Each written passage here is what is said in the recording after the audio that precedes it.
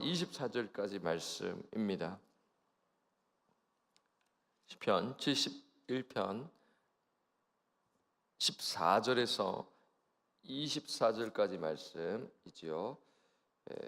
여러분 찾으셨으면 우리 교독하도록 하겠습니다. 나는 항상 소망을 품고 주를 더욱 찬송하리이다. 종일 전하리이다. 내가 주 여호와의 능하신 행적을 가지고 오겠사오며 주의 공의만 전하겠나이다.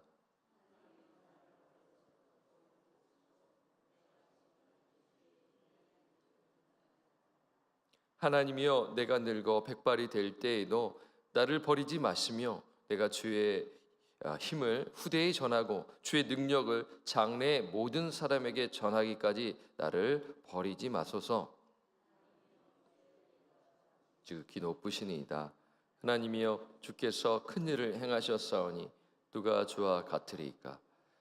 우리에게 여러 가지 심한 고난을 보이신 주께서 우리를 다시 살리시며 땅 깊은 곳에서 다시 이끌어 올리시리이다.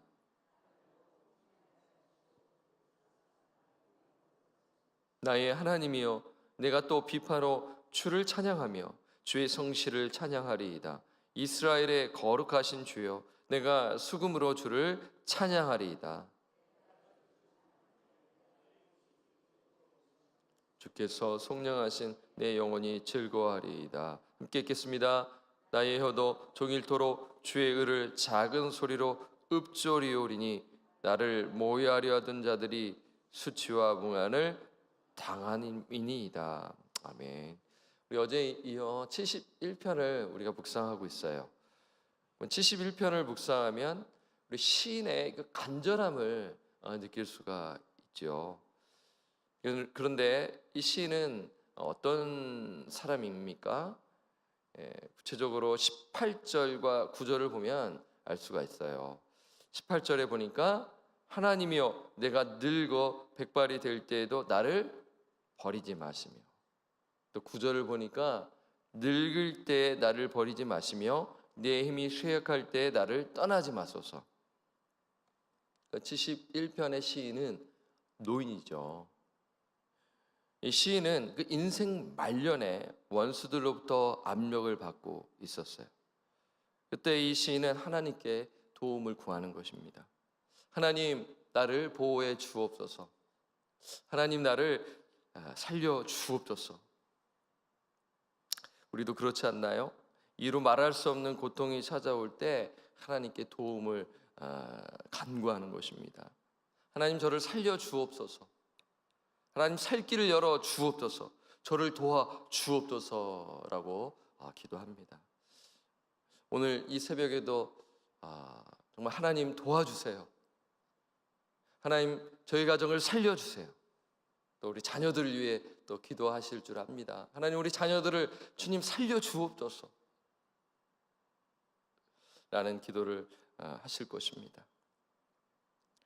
그리고 오늘 또 본문을 보니까 시인은 고통 속에서도 하나님을 찬양해요. 자, 우리 한번 6절을 한번 함께 읽을까요? 어제 본문이지만 함께 읽겠습니다. 시작. 내가 모태에서부터 주를 의지하였으며 나의 어머니의 배에서부터 주께서 나를 택하셨사오니 나는 항상 주를 찬송하리이다. 그런데 이 시인이 고통 속에서 하나님을 찬양할 수 있는 이유가 무엇일까요? 여러분, 고통 속에서도 여러분 찬양하시죠? 무슨 힘든데 무슨 찬양입니까? 라는 또 반문을 또 하시는지 모르겠지만 아닙니다. 간절히 기도하다가도요, 너무 또 힘들면 또 찬양이 나오는 거예요. 힘든 가운데서도 하나님 도와달라고. 지금 이러한 모습을 우리가 이 71편에서 볼 수가 있는데, 이 시인이 고통 속에서 하나님을 찬양할 수 있는 이유는 무엇이냐면요, 소망이 있기 때문이에요. 자, 오늘 본 말씀 14절에 나와 있습니다. 한번 14절 함께 읽겠습니다. 시작. 나는 항상 소망을 품고 주를 더욱더욱 찬송하리이다. 아멘. 그렇죠? 시인은 항상 주를 찬송한다 하고, 또 오늘 본문 말씀 14절에는 나는 항상 소망을 품고 주를 더욱더욱 찬송하리이다. 와, 지금 고통 속에서도 지금 이 소망을 품고 주님을 찬양하고 있잖아요. 지금 시인은 누구에게 소망을 품고 있죠? 하나님에게 소망을 품고 있다는 것을 알 수가 있어요.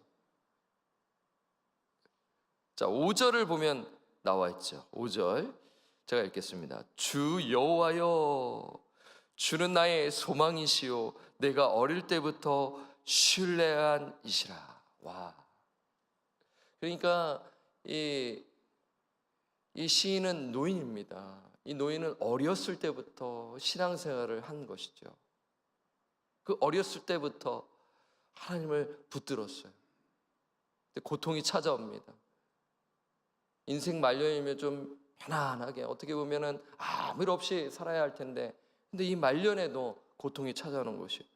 그런데 이때 어떻게 하는 것이죠? 하나님께 소망을 두고 찬양하는 것입니다. 그런데 우리가 이 본문 말씀을 보면서 어떤 하나님께 소망을 두었는가입니다.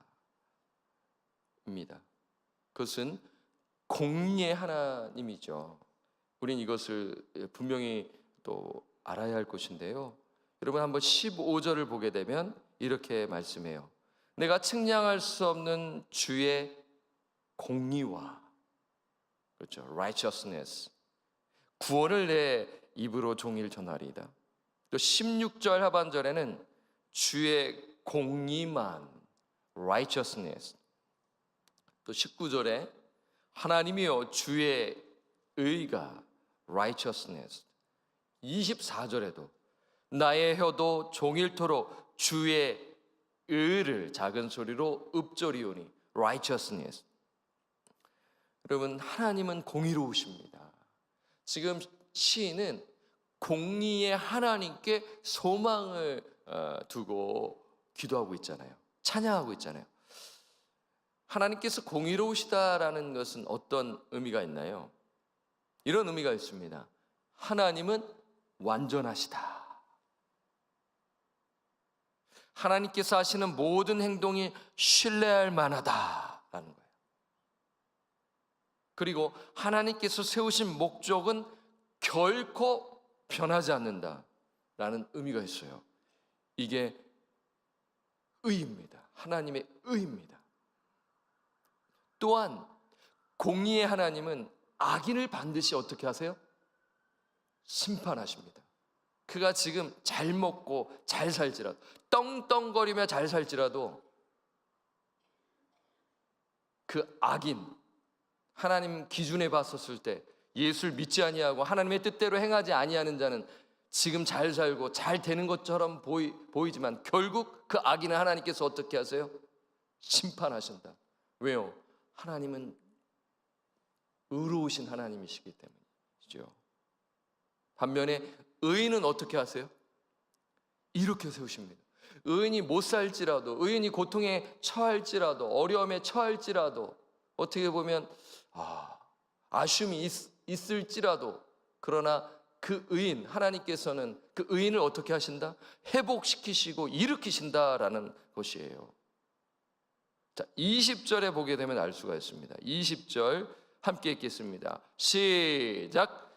우리에게 여러 가지 심한 고난을 보이신 주께서 우리를 다시 살리시며 땅 깊은 곳에서 다시 이끌어 올리시리이다.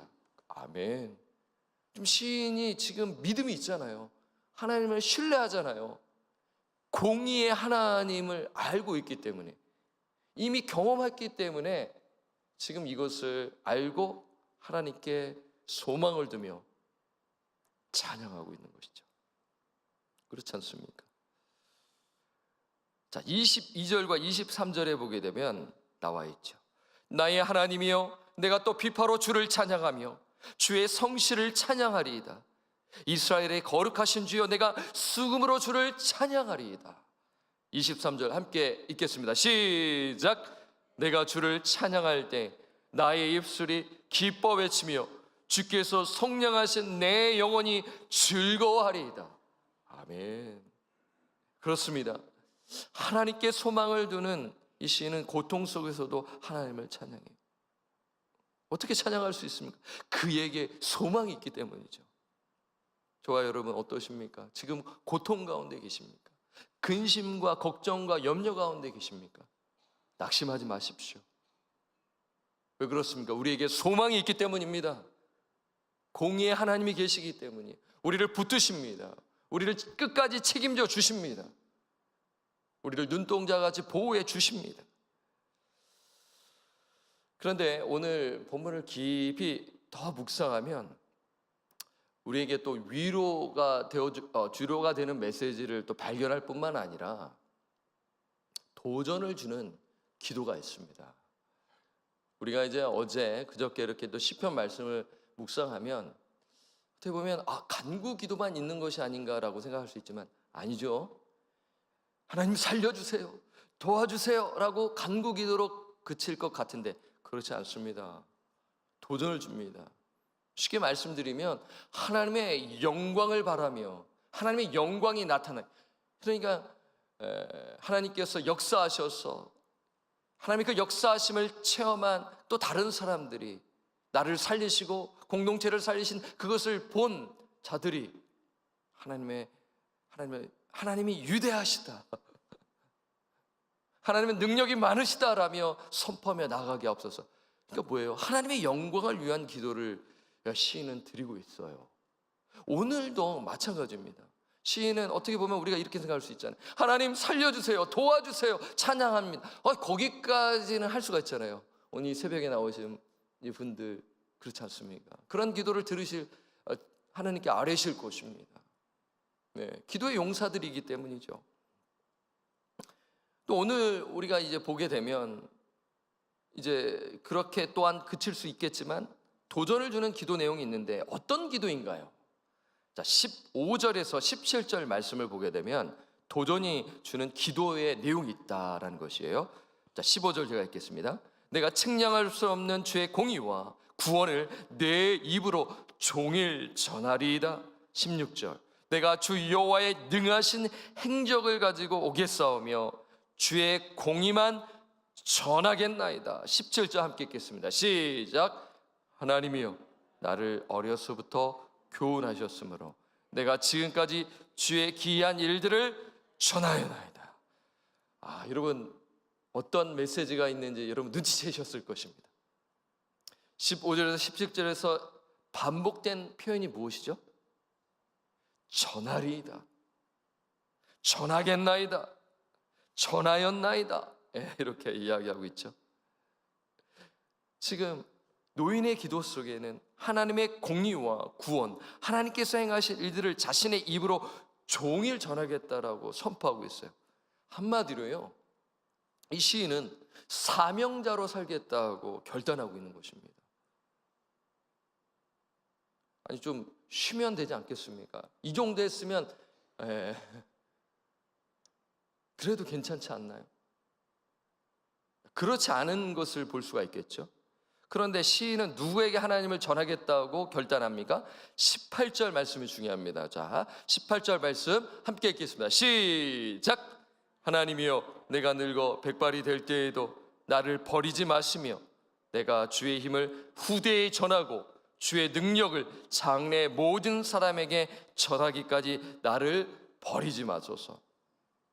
지금 시인은 자신이 경험하고 만난 구원의 하나님과 공의의 하나님을 전하겠다라고 결단하고 있죠. 여기서 우리가 이제 도전을 받는 것이죠. 지금 시인은 육체적으로 어떻습니까? 쇠약합니다. 연약합니다. 어떻게 보면 자신만을 위해 기도하고 마칠 수가 있습니다. 그것도 대단하죠, 그렇죠? 기도하고 있기 때문에. 그러나 그의 기도는 간구에서 그치지 아니하고 하나님을 찬양합니다. 하나님의 영광을 바라며 찬양하는 것이죠. 하나님의 영광을 위해 기도했어요. 더 나아가 그는 다음 세대를 위해 헌신하겠다고 결단하는 것입니다. 한마디로 사명을 감당할 것을 고백하고 있는 것이에요. 그의 사명은 자신이 만난 하나님을 다음 세대에게 전하는 것입니다. 그렇잖아요. 보통 사람이 은퇴하면 다 내려놓으려고 하는 것이에요. 할 만큼 했어. 할 만큼 했어. 나는 쉬어야 돼. 뒤에서 그냥 지켜봐 줄게요. 그러나 오늘 시인은 사명을 끝까지 감당하려는 것이죠. 이런 이야기가 있잖아요. 사명자에게 뭐가 없다? 은퇴란 없습니다. 들어보셨는지 모르겠습니다. 사명자에게 은퇴란 없습니다. 뭐 세상적으로 이러한 직업의 은퇴는 있어야겠죠. 그 법에 따라서 말이죠. 그러나 사명자에게 뭐가 없습니까? 은퇴란 없는 것이죠. 왜요? 하나님께서 우리를 부르신 목적이 있기 때문입니다. 영혼 살리라는 것이죠. 교회를 세우라는 것입니다. 가정을 세우라는 것입니다. 자녀를 살리는 것이죠. 손주들을 살리는 것입니다. 오늘 기도하러 나오신 우리 성도님들, 자녀와 손주들이 다 계실 것이에요. 그들 위해 기도하시죠? 분명히 기도하실 것입니다. 여러분, 손주들 만나면 어떻게 하세요? 이뻐 하면서 그걸로 끝나는 것이 아니라 한번 용돈도 주시겠죠. 예수님 잘 믿어야 된다. 다른 것보다도 예수님 잘 믿어야 돼. 할아버지가 너를 위해 기도하고 있어. 할머니가 너를 위해 기도하고 있어. 늘 기도하고 있어. 안 듣는 것처럼 보이지만 다 듣습니다. 다 들어요. 다 알아요. 여러분, 손주들에게 무엇을 전수하시겠습니까? 전수할 게 너무나 많잖아요. 그렇죠? 예수님을 전수하시기를 바랍니다. 하나님을 전수하시기를 바라요. 그 신앙을 전수하시기를 바라요. 그들이 정말 인격적으로 예수님을 만나도록 뜨겁게 기도하시기를 바라요. 복음을 전하시기를 바랍니다. 어떻게 보면 교회를 다니니까 다 알지. 아닙니다. 머리로만 알지 진짜 예수를 만나지 못하면 신앙생활을 제대로 할 수가 없는 것, 여러분 잘 아시지 않습니까? 그래서 오늘 시편 기자, 이게 노인의 기도처럼 고통이 찾아올지라도, 어려움이 찾아올지라도 다음 세대를 위해 하나님 나에게 사명을 주셨는데 내가 기도하겠습니다. 나의 삶을 통하여 본이 되겠습니다. 말로만이 아니라 삶을 통해서도 말이죠. 그리고 저희가 이제 지난 시간에 이제 50주년을 기념했잖아요. 여러분, 어떠한 결단을 하셨습니까? 그 예배 가운데 나는 은퇴했으니까 이게 아니죠. 사명자에게 뭐가 없습니까? 은퇴는 없다.